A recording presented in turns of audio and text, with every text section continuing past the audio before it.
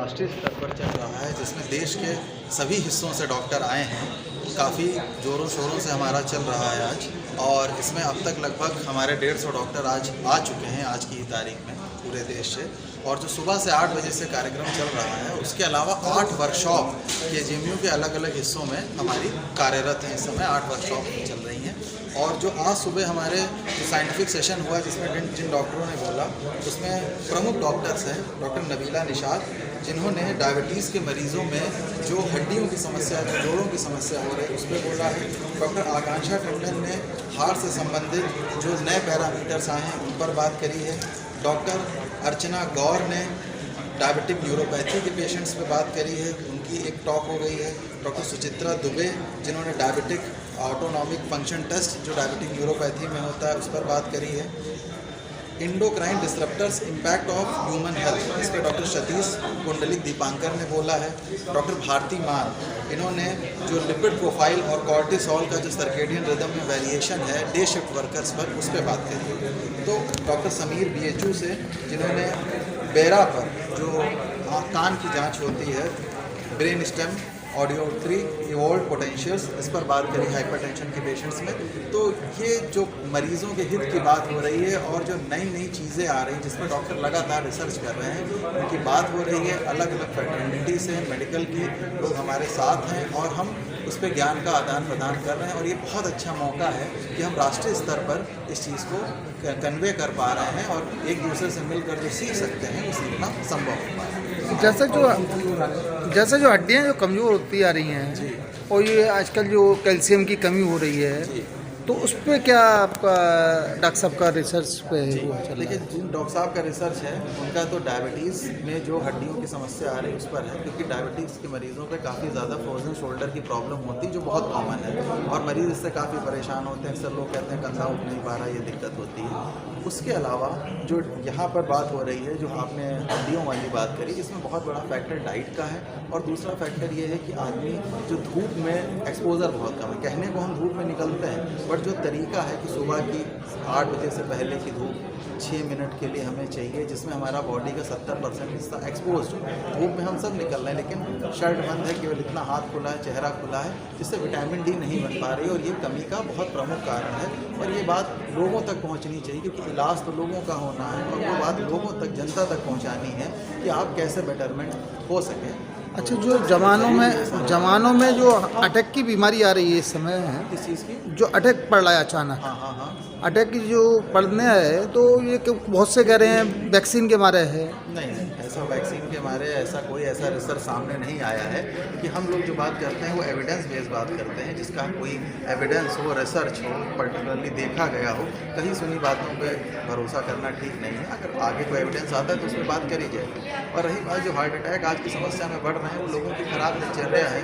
लोग 2 बजे 3 बजे सोना, सुबह 6 बजे 8 बजे अपने जल्दी उठ जाना, जो स्लीप है बहुत बड़ी चीज़ है। आगे हमारे यहाँ स्लीप पर भी टॉक है, हमारी स्लीप पे अलग वर्कशॉप चल रही है। तो इसमें इशू ये है कि आदमी इतने कम समय के लिए सो रहा है, उसका कॉर्टिसोल लेवल लगातार बढ़ा हुआ है। वही डायबिटीज़ और कार्डियोवैस्कुलर डिजीज़ का इंसिडेंस उससे बढ़ता चला जा रहा है। तो खाली एक सही भोजन, सही नींद, ये सारी चीज़ें ज़रूरी हैं जो लोगों तक पहुँचनी चाहिए। जैसे सही भोजन में क्या जैसे लेनी चाहिए डाइट में, जैसे क्वालिटी होती है ना? देखिए, ये 2 चीज़ें बड़ी इंपॉर्टेंट हैं, भोजन में क्या लेना है और कब लेना है। भोजन की सबसे बड़ी समस्या ये हो रही है कि तो आप देख रहे होंगे सभी लोग रात के 11 बजे खाना खा रहे हैं, उसके बाद आदमी 2 बजे तक मोबाइल चला रहा है और उसके बाद फिर कुछ खा रहा है। ये 2 बजे तक रात के खाते रहना और सुबह 8 बजे फिर नाश्ता शुरू कर देना। लिवर को ही आराम नहीं मिलता। लिवर आज के टाइम में मोस्ट बर्डन्ड ऑर्गन है बॉडी, जो आप देखते हैं ना, हर तीसरे मरीज़ का अल्ट्रासाउंड करा लीजिए, आपको हर तीसरे आदमी में फैटी लिवर मिल जाएगा। क्यों मिल रहा है? क्योंकि लिवर को आराम ही नहीं मिल रहा है। भोजन रात्रि का जल्दी होना चाहिए, 6 बजे 7 बजे, जितना जल्दी कर सकें। ये चीज़ें देखिए अब परिवर्तित हो रही हैं। इस देश में 1970-80 में समस्या नहीं थी। दूसरी प्रॉब्लम ये है कि आदमी डाइट में फैट इंटेक बहुत ज़्यादा है और बाहर का बहुत ज़्यादा एक्सपोजर है, जो ट्रांस फैट है, ख़राब क्वालिटी का है, और उस हिसाब से फिजिकल एक्टिविटी है नहीं। तो ये सारे कारण हैं जो समस्या पैदा कर रहे हैं, जिस पे बात लोगों तक पहुंचनी है और उन्हें कन्वे करना है, ये बात कि वो समझें इस बात। अच्छा, एक चीज़ की और जानकारी लेंगे डॉक्टर साहब, जैसे सोते हुए भी ब्लड रुक जाता है और ब्लड रुकने के कारण से अटैक भी बढ़ जाता है या पैरालिसिस हो जाता है, वो क्या है? नहीं, सोते हुए कोई ब्लड नहीं रुकता है। जैसे हाथ रुक जाता है, टेढ़ा हो जाए, जैसे कि वो ये हड्डी चढ़ जाती है पैरों की। सोते हुए ब्लड रुक जाना नहीं, आप बस आपका प्रश्न, आप लकवा मारने की बात कर रहे हैं या आप जो नहीं, जैसे ब्लड नहीं चलेगा तो अपने आप लकवा तो हो गया है वो। नहीं, ब्लड तो चलता ही है मरीज़ का, ब्लड तो चलता ही रहता है। ब्लड रुक जाएगा तो देहांत हो जाएगा। लेकिन जो आप बात कह रहे हैं वो बात ये कहना चाह रहे हैं कि लकवा मारने की जो समस्या है वो ब्रेन स्ट्रोक होता है, कार्डियोवैस्कुलर एक्सीडेंट, जी।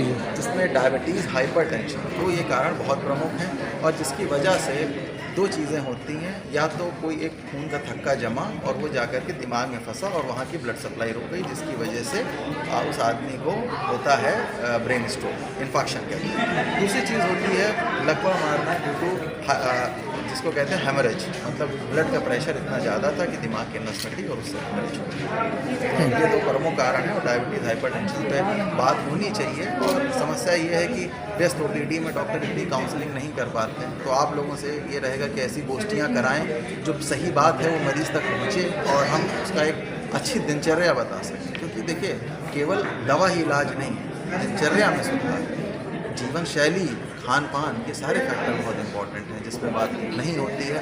मरीज़ भी चाह रहा है कि टेबलेट लिख दीजिए और हमें सब ठीक हो जाए, ऐसा नहीं है। टेबलेट पे डिपेंडेंसी नहीं रखनी, दिनचर्या पे डिपेंडेंसी। अच्छा, मरीज के बारे में कुछ कहना चाहेंगे, जैसे कि कुछ संदेश ऐसे मरीज़ के लिए यही संदेश है कि पहली बात, एक दिनचर्या में, डाइट में, हेल्दी डाइट में, सबको पता है क्या हेल्दी है, बाज़ार की चीज़ें कम खाएं। यही एक बड़ी सिंपल भाषा में कहा जाए, जो भोजन इस देश में 1960-70 में चल रहा था वो ठीक। रात्रि का भोजन जितना जल्दी हो सकता, घंटे का गैप रखिए। दूसरी चीज़ है एक रेगुलर एक्सरसाइज 40 से 45 मिनट की नितांत आवश्यक।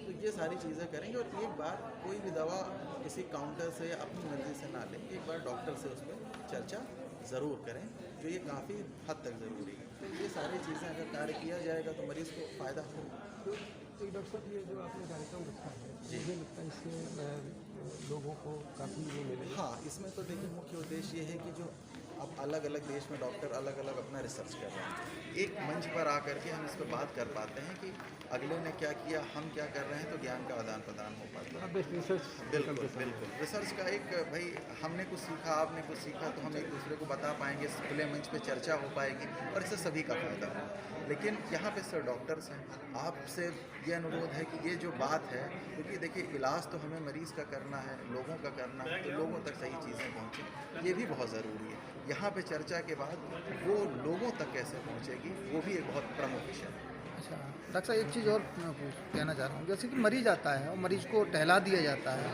और कोई डॉक्टर ये जांच कराइए, वो जांच कराइए, तब तक तो वो स्वर्गवास हो जाता है। नहीं, उसके बारे में क्या? ऐसा नहीं है। ये अगर कहीं कुछ गलत मैल प्रैक्टिस हो रही तो उसकी बात अलग है, नहीं तो कोई भी मरीज़ आता है इमरजेंसी में कभी भी, तो उसका पहले ट्रीटमेंट किया जाता है। और जांच इसलिए ज़रूरी है जहाँ पे आवश्यकता है, जहाँ पे एविडेंस चाहिए कि भाई लिटरली वो चीज़ उसको है कि नहीं है। डायग्नोसिस डॉक्टर अपनी क्लिनिकल स्किल पे बनाता है, बट जांच इस वजह से कराता है कि उसका एक कन्फर्मेशन हो सके। और हर अच्छे डॉक्टर का ये प्रयास होता है कि उस मरीज़ को आराम दिया जाए। जांचें साइड बाय साइड होती रहेंगी, लेकिन एक सही डायग्नोसिस होनी चाहिए, ना केवल क्लिनिकल स्किल के सहारे कोई गलती ना होने पाए, बेहतर से बेहतर इलाज हो पाए, इसके लिए जांच कराई जाए। ठीक, थैंक यू। ठीक है सर।